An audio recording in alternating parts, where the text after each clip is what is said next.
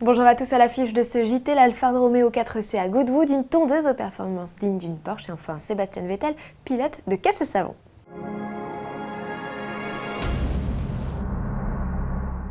Période estivale oblige, le sommaire du JT se fait plus léger mais pas moins ludique. Ouvrons donc cette édition en repartant à Goodwood où s'est déroulé, souvenez-vous, la semaine passée, le célèbre festival de vitesse.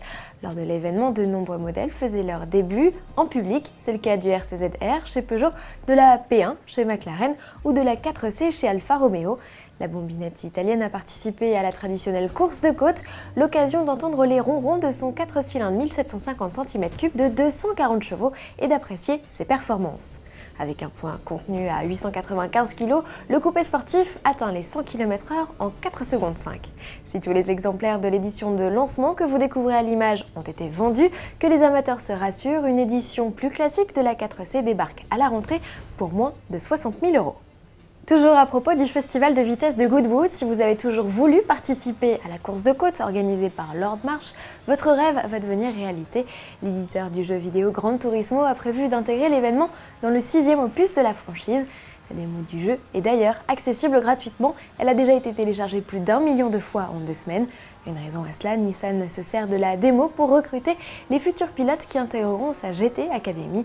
Si vous voulez participer, faites vite, les qualifs s'achèvent le 28 juillet.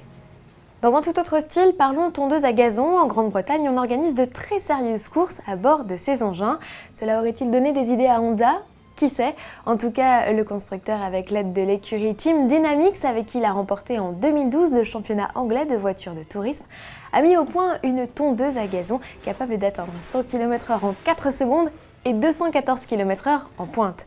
Si ce tracteur doté d'un bicylindre de 109 chevaux roule et tombe bel et bien la pelouse, il s'agissait juste pour le constructeur, plutôt sa filiale britannique, de souligner son engagement en compétition et promouvoir sa gamme de produits plutôt originale. Tout aussi décalé, pour finir, les courses de caisse à savon organisées à travers le monde par Red Bull. Après la France, c'est en Angleterre et en Allemagne le 14 juillet que s'est poursuivie la tournée européenne. De meetings où les participants ont là encore rivalisé d'ingéniosité et d'originalité pour mettre sur roue leur bolide. Deux invités de marque s'étaient immiscés dans la compétition. D'un côté, Sébastien Vettel, triple champion du monde de Formule 1, et de l'autre, Christian Horner, directeur de l'écurie Red Bull Racing. Il a troqué sa place du muret des stands pour s'installer dans le baquet d'une F1 en carton-pâte qui n'a pas toujours bien résisté aux aléas du parcours. Heureusement que la véritable F1 ne se disloque pas aussi facilement. De son côté, Sébastien Vettel a lui joué les Mario Bros le temps d'une descente, une course que le pilote allemand a abordée curieusement moins sereinement que les autres. Bon week-end à tous, bonne route et à lundi.